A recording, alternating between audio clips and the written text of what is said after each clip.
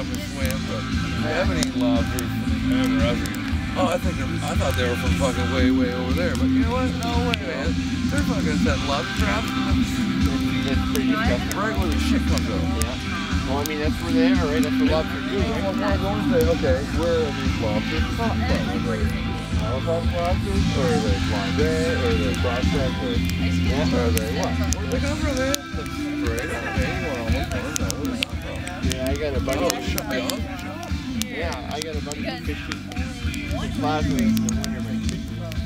But everybody's got their roots. Yeah, yeah. But they all sell you the same suppliers. Yeah. And then, right? Yeah, well, like I said, I get drunk in the winter, so I know where he gets it from.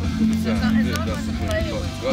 Man, I hate buying that kind of shit. I'd rather buy the guy up the road. How Yeah. you doing there? I'm fine. Way back, Just way chilling. back in like the 1800s, they used to do lobsters in the town. It was like a fork. Definitely, it was. They didn't want it because it was bottom feeder, right?